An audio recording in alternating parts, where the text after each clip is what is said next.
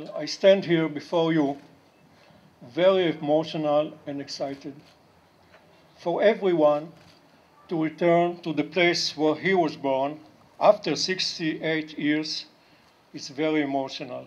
But for us, being in the detention camps in Cyprus is a unique link in the chain to our special history. My name is Pנחס Kehänä. I was born in the detention camp in Cyprus, here in the hospital, in the BMH. Both my parents were born in Romania and Hungary.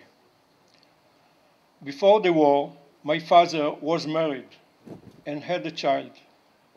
They were all taken by the train to Auschwitz-Birkenau, where his wife and child were murdered. My father had 5 brothers and sisters. None of them survived. My mother had 6 brothers and sisters. Part of the family was sent to a ghetto in Siget.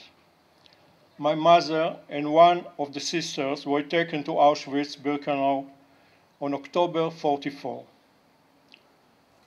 My parents survived and met in Siget after the war, married on December 46, and decided to fulfill their dream to immigrant to the Jewish homeland and start their new life after the Holocaust.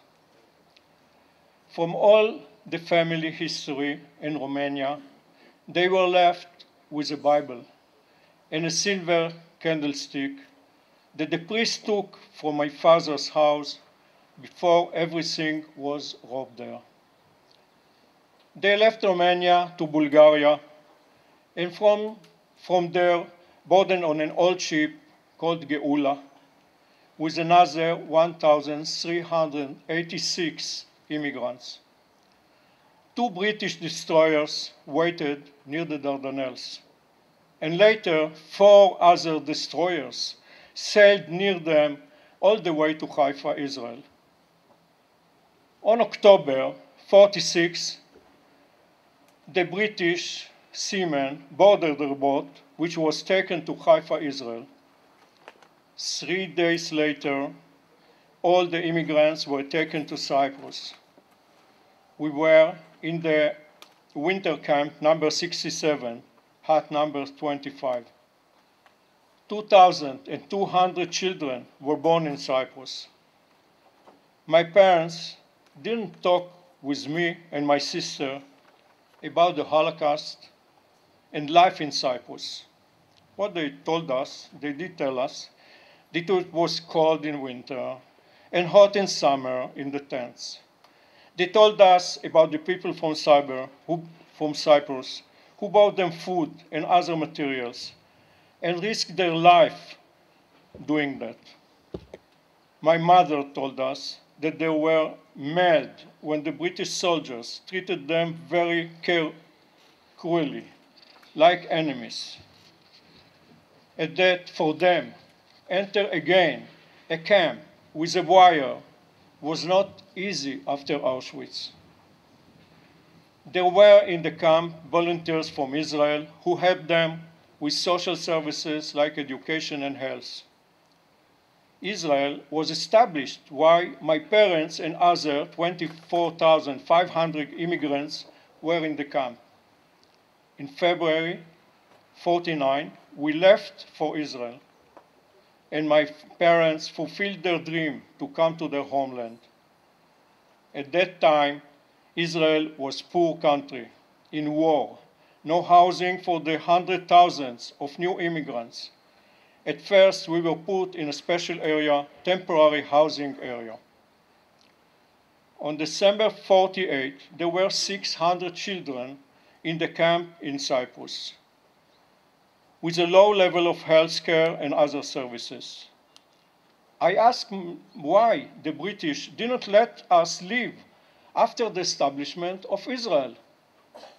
We were given the answer that it was a time of temporary ceasefire in Israel, and the British didn't want to change the status quo in Israel between Israel and the Arabs.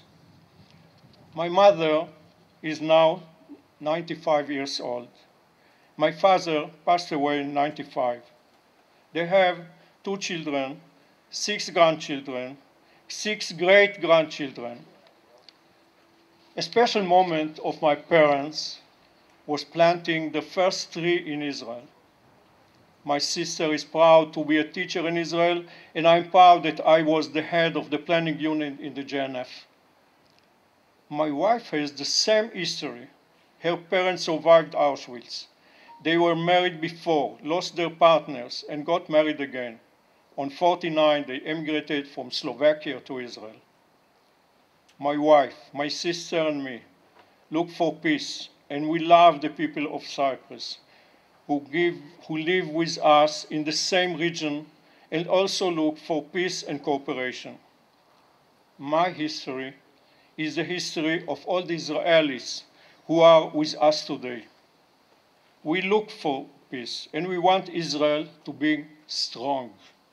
I am a member of the Association for Promoting the Relations between Cyprus and Israel, and I'm sure that we are at the beginning of a very good and close social, cultural, and economic relations with Cyprus. Thank you.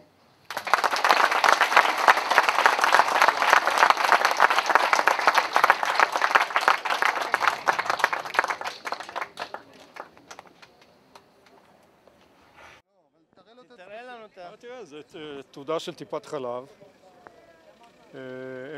אני נולדתי פה במחנה 67. זו תעודת לידה כזאת של ועד הרבנים. התעודות האלה קיבלת אותן בקפריסין ממי ש... זה מצאתי אצל הוריי. בקפריסין. לא עכשיו קיבלתי, לא עכשיו, במחנה. כן, הם הנפיקו את התעודות האלה. מעקב של הלידה.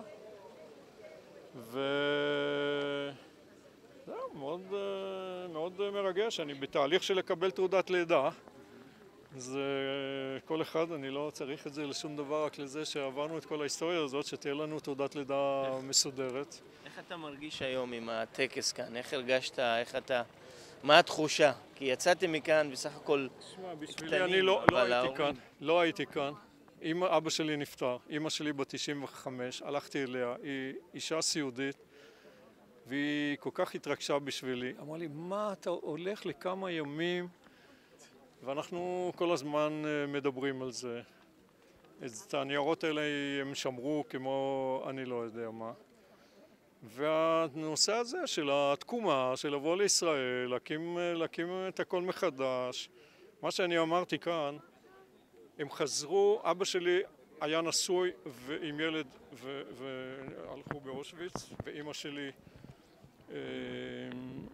הם נפגשו אחרי אושוויץ, הם חזרו, היו באותו אזור. מה החוויה שמספרים לכם על התקופה שלהם בקפריסין? איך החוויה שלהם עם הקפריסאים? אבא שלי היה כנראה מאוד פעיל. יש לי פה מכתב שלו שהוא עשה נגד הבריטים. הוא אומר להם, איך אתם אחרי כל הסיפור הזה של השואה, אתם כל קורא, מה זה הדבר הזה? אנחנו קוראים לעם האנגלי לצאת, למחות נגד העוול והפשע שנוקטת הממשלה נגד מדינת ישראל, הנאבקת על עצם, אל תמכרו את נפשכם. הוא היה כנראה מאוד פעיל במחנה. אתה גאה בו היום? אני מאוד גאה בו, הם עברו את השואה, שניהם. אבא שלי איבד משפחה, חזרו, אמרו, עכשיו אנחנו עולים לארץ. הדבר היחידי... בעובדה שאתה נולדת כאן, אהבה פרחה פה. כן, תשמע, מכל האירופה נשאר להם 5 חומשי תורה שחרוט על האור, 5 כאלה גדולים, כתבו פנחס כהנא, שזה השם של סבא שלי. הם הביאו גם פמוטי כסף, שזה, כמו שאמרתי, זה הכומר, לקח את זה מהבית שישר בזזו אותו. הבריטים גנבו להם את הכסף שהם הגיעו בתהליך הזה כאן, ונשארנו עם 5 חומשי תורה שאני שומר עליהם כמו אני לא יודע מה. ומה אתה מרגיש על הבריטים? אתה שונא אותם?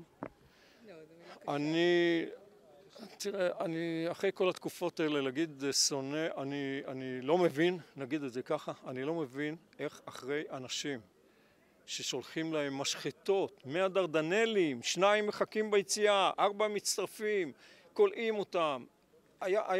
הם התנהגו לא יפה, זה לא ברור, זה לא אנושי. אני מבחינה הזאת כועס מאוד על הבריטים. איך אחרי כל הסיפור הזה עם כל זה, להשאיר, אני נולדתי כאן, עלינו רק בפברואר 49, הייתה מדינה, הם לא רצו לתת לעלות לארץ, לשמור סטטוס קוו, 600 ילדים, ולהביא אותם אחרי כל הסיפור הזה למחנה. הוריי היו פה הרבה, היו פה שנה וחצי, שנתיים, בדברים האלה.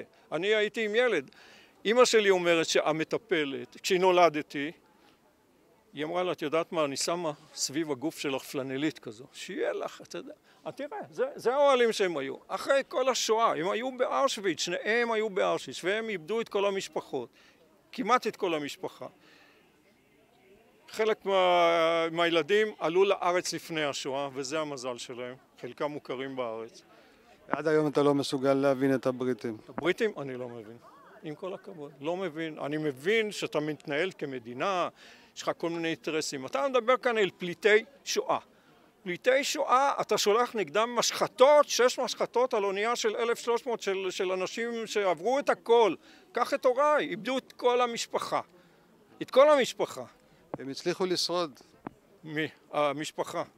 זה היופי. שמע, אני תמיד עבדתי בסוכנות, בהתיישבות, הייתי אחראי על התיישבות. אני ראיתי בזה שליחות, שאבא שלי נטע עץ, זה היה הדבר הכי חשוב בשבילי. אחר כך עבדתי בקרן קיימת, הייתי אחראי על התכנון בקרן קיימת, וזה נתן לי את החיות, הגענו למדינה ואנחנו רוצים לשמור על המדינה, וזה לא בושה להגיד שאנחנו רוצים מדינה חזקה, זה המדינה שלנו. אז זה הלקח שלי, ואני שמח לאבא שלי ולהוריי שהצליחו לעלות לארץ, יש לי עוד אחות, גידלו משפחה, יש להם נכדים, יש להם נינים, וזה הניצחון הגדול שלנו. הבריטים, אני לא מבין אותם, מילה כועס, אין מה לשמור את זה לאורך שנים. הכל משתנה. אבל אתה לא מבין. אוקיי.